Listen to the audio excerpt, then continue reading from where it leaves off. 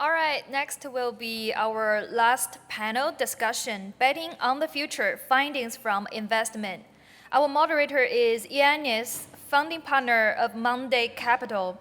Our distinguished panelists are Cecilia Lee, Investment and Partnership Director of OKCoin, Will Wang, Advisor of Huobi, Investment Director of Civic Capital, TF Guo, founder of Texa Amino Capital EIR, and Daniel Yan, founding partner of Matrix Port.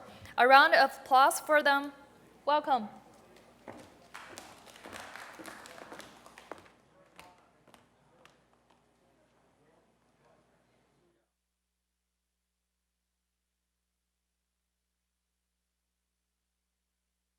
Oh, I'm.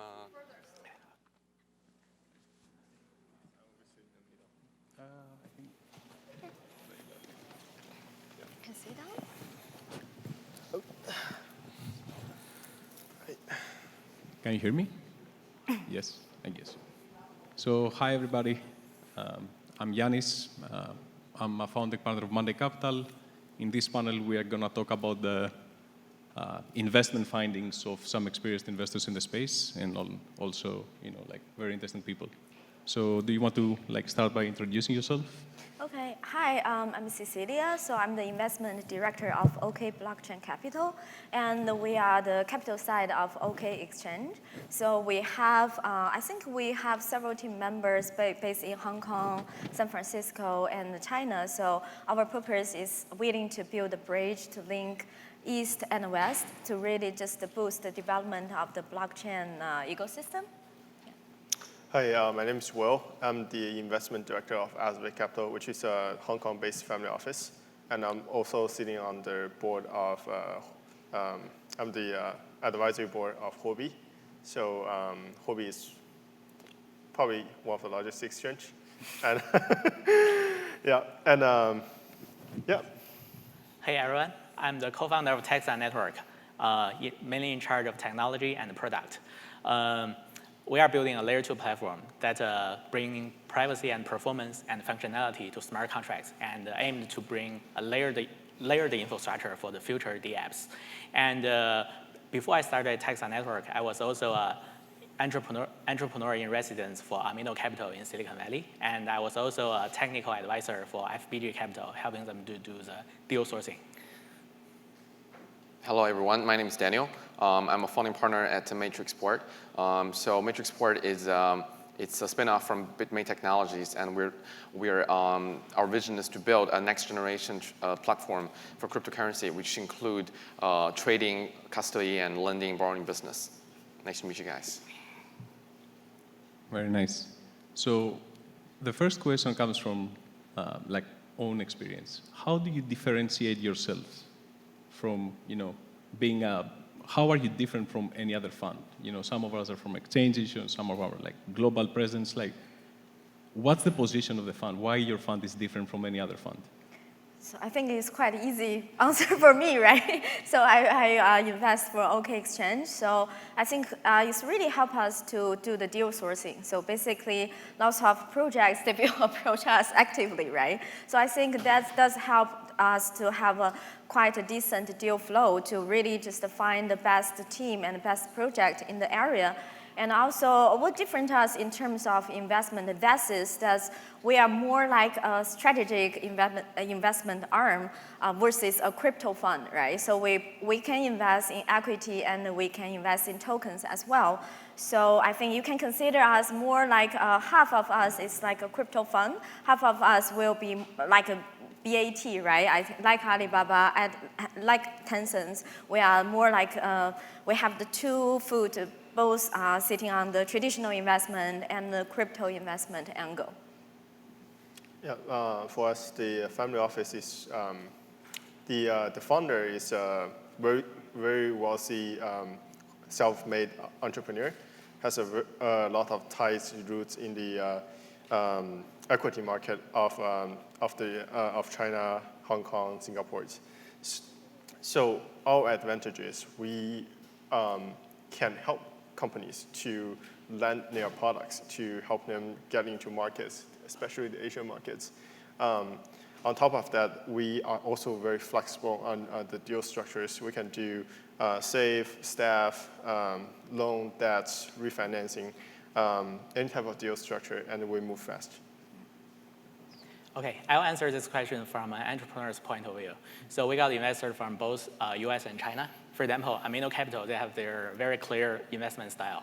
They invested like Divinity, Kyber, 0x, or Misigo, and their investment is kind of driven by technology innovation, and they are betting on the future.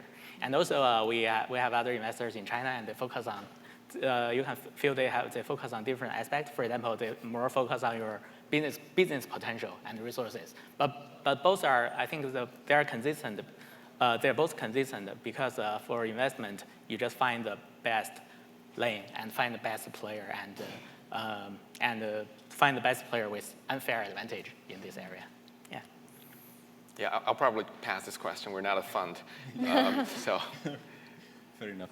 So, what do you think that location is important? Like, where are you based, and what kind of deals you get? For example, you're based, most of you, both in Asia and in the US.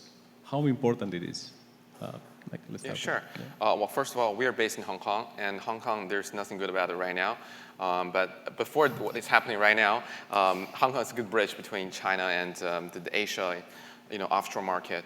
And the jokes aside, we still think it's a good location. So Hong Kong and Singapore, they're one of the two most liberal locations where you can run a crypto business. So I do think it's good. So in Asia, Hong Kong is still one of our top locations. And in addition to that, we're also, we're headquartered in Singapore as well. So we're basically, hedging ourselves through two locations. Fair enough. Yeah, our team is mainly based in San Francisco. The main engineering team is in here, and we also have a lot of remote employees. I think the whole crypto industry, is begin with very grassroots, begin with open source project. So remote working is very common in this industry. Yeah, and so we only put the core engineering here, and a lot of remote engineers stuff. Yeah. Well, for us, it's a little bit different. We look at it from a statistical perspective, right? We invest in very, in project that has a very strong technology backgrounds. So with the data matrix we're looking at are how many papers that's published in the field we're interested in past year, and which area, which geolocations have the most talents, which geolocation has the most concentrated venture fund that invest in similar areas, right? Silicon Valley is definitely one of the choice. Other countries such as Israel, East German, those are places that we have focused on as well. Vancouver is also another place. Physical location doesn't really matter for us. It's meaning on what kind of deals, what other location, what kind of network coverage are you trying to build within that location. That's what really matters to us.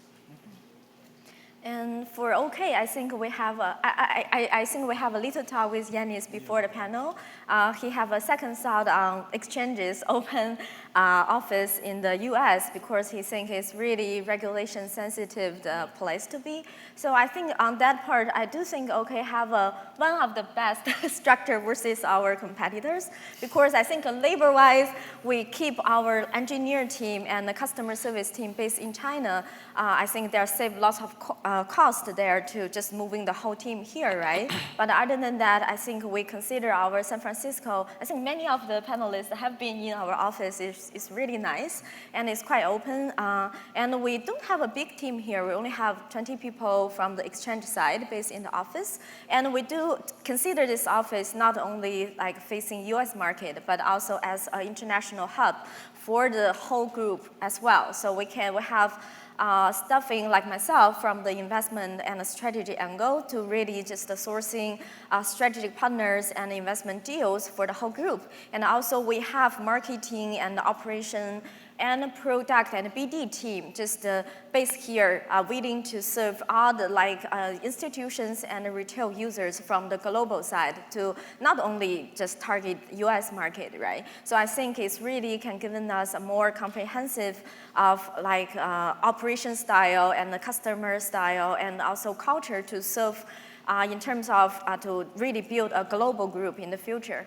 So yeah. So pretty much we all agree that one location is not enough, right? Yeah, it's not enough. Yeah. For sure. Okay, that's fair enough. You know, we have the same experience, so you know. Okay, so it seems that different locations though have different focuses. For example, Israel, we know from experience that focuses on security. Only. Yeah. That's Yeah, security. Yeah. So do you what are the areas that you think are more important for you, like as investment thesis? For example, is it security? Is it custody? Is it scalability at the end of the day? Like, what's more appealing to you right now? We can start from. Sorry, You're not I investing, didn't yeah, get sure. the question very well. So what is your focus on the investment? What's more appealing as an investment right now? Oh, okay. Yeah. I'll pass the question again. We don't do investment. No, but I mean, is it the technology or like in terms of, yeah. Right. Yeah, we think technology is very important. I can take example as the custody business that we're running in Matrixport because right now eventually for a lot of people who run a crypto business, the most important thing is where you make sure the safety of your coins. And to do that, basically you need to have a very secure design and how you implement the whole thing, where you put your cold wallets and across different continents. So the whole technical solution, technology solution is very important to demonstrate yourself as one who is capable in giving a great custody service to clients. So I think technology is very important. Yeah, myself, I once do deal sourcing for crypto funds, and basically my logic is first find the right lane, and then find the right player. So, and I usually thinking longer term. Let me give you an example. For example, Oracle. Oracle technology, in 2017, I began to doing some research on it, and at that time, there's a player called, the most popular one is Oracleize. They're using a technology called TLS Notary, which is a kind of auditing technology for HTTPS sessions. And then I compare other technologies, and basically I start to focus on several criteria. For example, Oracle in the future are very useful. First, for stablecoins, because to use Oracle in stablecoins, you must be very decentralized and highly secure. Because if the Oracle is compromised, then the entire system may actually crash.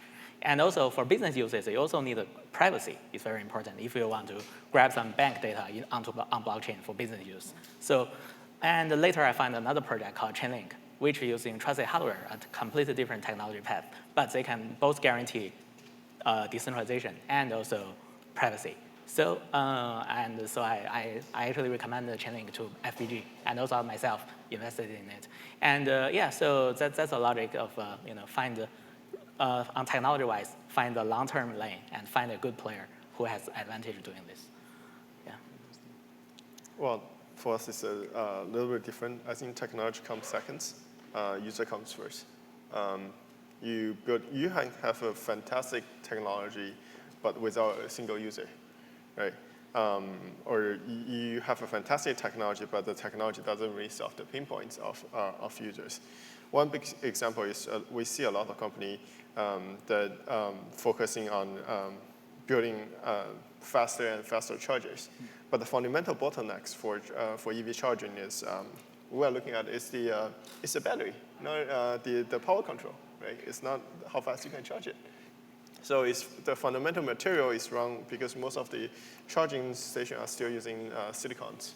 And we're shooting silicon, which is silicon carbide, right? For example, those are things that, those are fundamental problems a lot of startups are facing because they don't understand the customer, they don't understand where the market is going, or they don't understand where the user will behave, right? The similar method applied to crypto funds, to token projects, to exchanges as well, right? When I work at the Hobby, I also head of investment. So we know where the industry is heading because in our ideal mind, we know that eventually someday all the assets will be digitized, right? So we double down on security tokens, on trust, on custodians, and we don't think decentralized really works at the very beginning. decentralized requires some sort of governance, it requires some sort of regulatory compliances to make it fit to reduce the risk for the public. So that's why we were very focusing on providing this, the secure end-to-end solutions, compliant end-to-end solutions to our customers. Yeah. That's pretty, Oh, yeah. So I think different from a fund, we have already lots of resources or material we can think about on our table because we are exchange business, right? So we know where is the pain point. So, and we know where will be the loophole in terms of the long-term strategy on our roadmap. So we think, in the end, we want to be a global marketplace, right, for all the kinds of assets to be traded with us. So that's why I think we are looking into all the technologies, all the startups solve the pain points around this ecosystem, such as why we invest in Prime Trust. So I think Prime Trust is a good provider in this area, have a trust license, right, and they have lots of teams and exchanges to issue the stable tokens, and they are actually leverage their company. They can help the exchanges to build a easier user fiat gateway as well. So that's why we invest in Prime Trust. And also, if you look at our portfolio list, both Securitize and Mystical are quite similar, but just cover different asset class. Securitize as technical provider in this area. So why we invest them versus all the other decentralized players back then? Because first, I think it's the bear market. We don't want to bet on the success of the team, and we need to bet against the whole performance of the market as well. So we don't see why we need to invest anything. There's a token back then in that kind of situation. And also, I think we like their need and the SaaS business. So in the end, you're just giving very good technology services to the other issuers, right? And I think they just got approved by SEC to be an official transfer agent for them to officially giving the technical support and keep the SEC record. So I think that's a good news for us. So I think in that area, especially anything related to STO, we really like the regulated play in this area, though. And also Mystical, I think, is very similar to Securitize. It's coming from several serial entrepreneurs who really have the experience and the network in the gaming area, and they are trying to build the non-fungible token issuing platform, right? So I think we just put our chest there to see if that in the future we will. No one knows, right? There's no good non-fungible token wallets or even marketplace yet. So we just see maybe we can build something in that angle as well. So I think that's more we invest more from our internal strategy roadmap and its strategy needs, yeah. That makes sense. So I hear a lot of adoption, I guess, custody, and different classes like securities, utilities. What about equity? I know the two of you do equity, but do you think equity will be eventually replaced at some point as investment? I think the equity right now we are investing in just based on a paper that's telling you how much equity you have, right? And you have to cross-verify it with government agencies. Yeah. And I think that's why we like the security tokens, right? We want eventually the format of equity exchange or equity purchasing can be done instantly, can be verified more efficiently. So that's why we invest in security tokens. And I think that's a technology that good is something that cannot be ignored by the regulators, right? I think. So that's why we invest in the security token and market. I don't know. We don't know how long this is going to take, but as a company, as an exchange, we feel we have the responsibilities to put some money to accelerate the growth, to incubate the ecosystem to make it grow faster, right? For me, I think it's not only equity. Anything can be tokenized. Ownership, invoice, bonds, debts, everything can be can be decentralized and traded in the future. But I think in the end, I'm not too worried on the equity or whether it's going to be decentralized traded or not, that side. But still, I think it's more focused on the finding the good assets, because that's the key. No matter you are decentralized or centralized, you are following the traditional asset regulation where you are just pursuing the decentralized way. If you are shit asset, you're still no one gonna buy it, right? So I think still in the end, we need to just find a good startup, find the one. There are lots of companies got listed in the traditional stock market, but no volume, no liquidity there as well, right? So I think it's still just to build the business is the core and find the good quality asset, that's the core. And then when we have the needs, when we have the real value there, so I think no matter in what way they will be traded, so I think there will be a need and a potential market there. I think now we're just facing all the political situations. It just happened between the trade war from China and the US. I think the really key pinpoint, not only for blockchain market, but also for the traditional financial market, is just that we are lack of the good target or good asset to keep our value or to maintain reasonable investment. Yeah, I think that's the most likely what I worried. I think that gets me probably to my next point, which is, do you see a bear market or a bull market soon because of the political situation? And I think this is your rally, right? Oh, and sure. how this affect in general trading? As a trader, how do you see that? I mean, in general, we're bullish on the market, especially going into the halving cycle of Bitcoin next year. So in general, we think, we are away from the bottom of the market where Bitcoin was at 4,000. But while I think from trading perspective, at current level, there's a lot of hesitation for markets to go higher. There's a lot of reasons. One is, the broader market has been looking very bearish against BTC in the past 1 year, where although BTC has tripled, while the BTC dominance has increased from 50% to 70%. So that's a real problem that's dragging on the whole markets, because you cannot just have a bull in BTC and a bear in everything else. So as I said, it's kind of mixed. So in general, we think the market is going better, especially on BTC, but we do need to see the rest of the markets to come back as well, so that we can go full on bull markets. Yeah, so bear market and bull market always come in turns. And I think we are talking about investment, not speculation for a few months.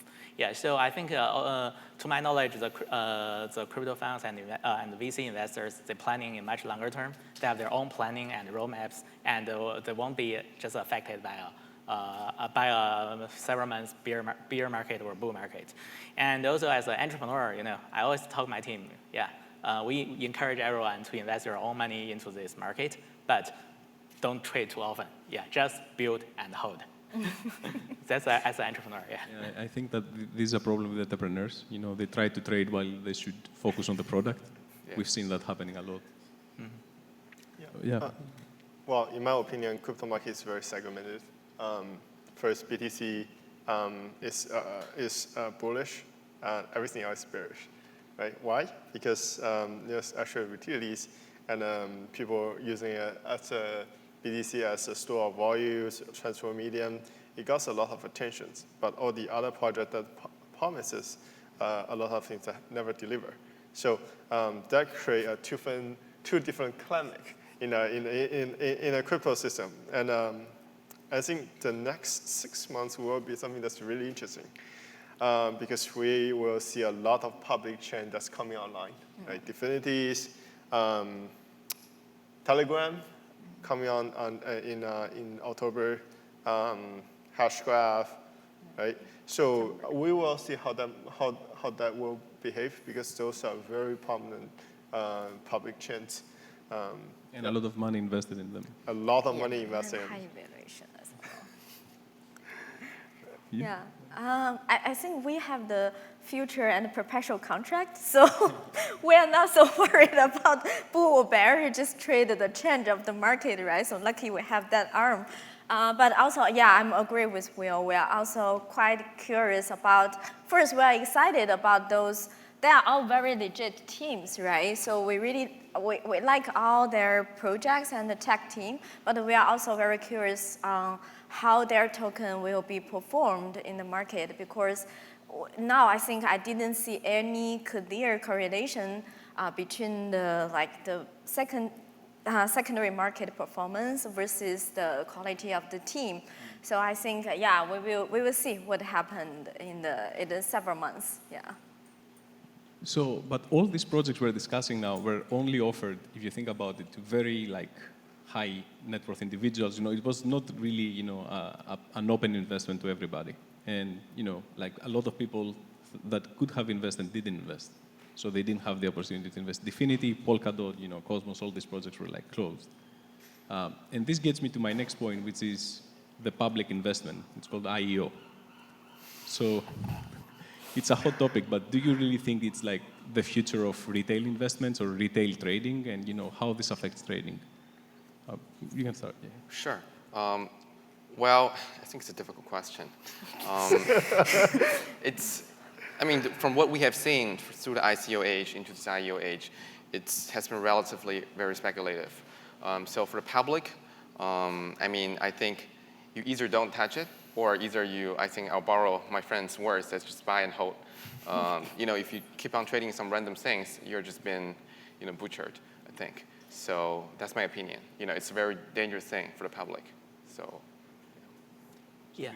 Be cautious. Yeah. I also admit that for now, both IEO and ICO contain a lot of speculation. But still, IEO, I think, is one step forward, a little bit better, because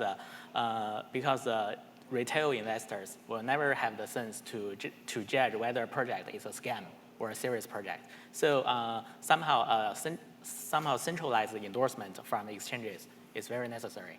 And I think even IEO may not be as hot as in today in the future, but still that will be a pattern for crypto projects to raise money from endorsement from exchanges. Yeah. That's a valid point. Never thought about it like that, honestly. That's an endorsement. That's good. Yeah. Well, I think always thought Please, the this endorsement. Is one step toward maturity for the ICO markets, right?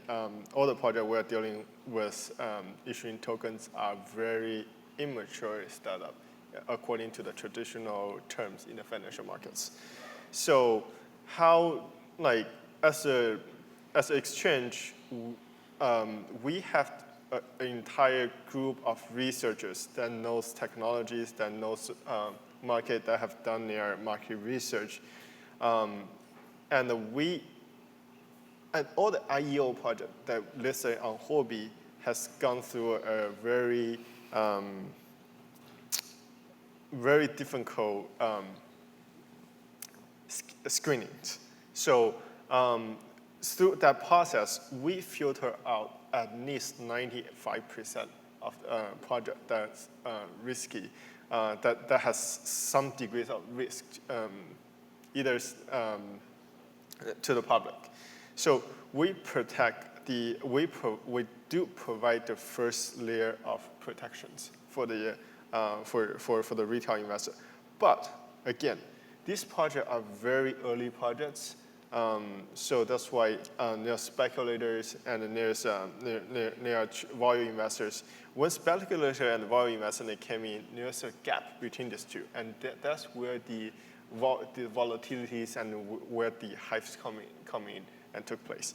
So I think IEO is a great thing, but we need to, as time passes, I think this process will be more mature, and will be more beneficial to the public.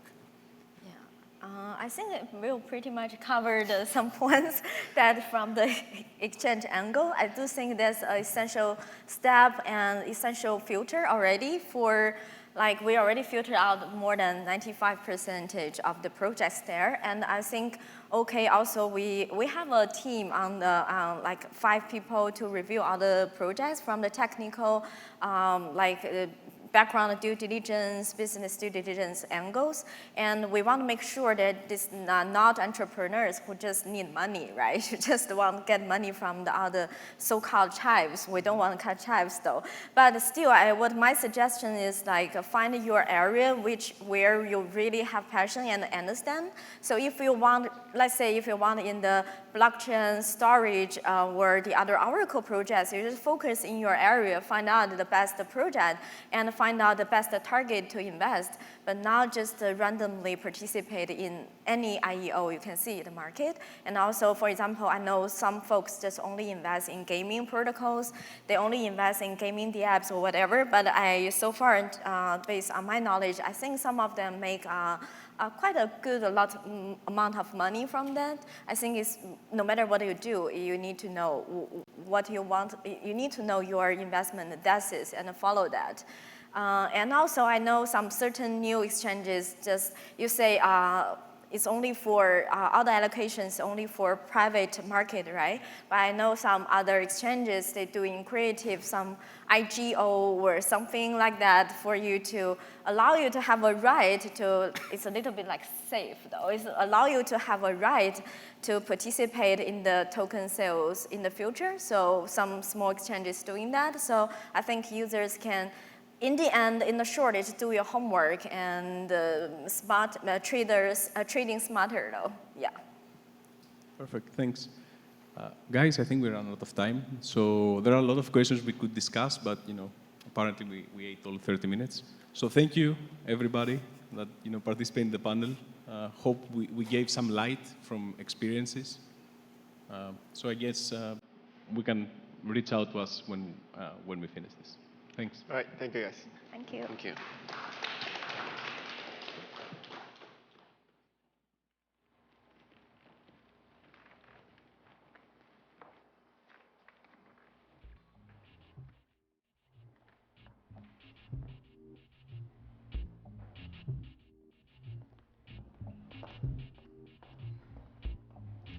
Ladies and gentlemen, as we end today's event, I would like to thank you all for attending Bytom DevCon. Thanks to our distinguished speakers and working staff.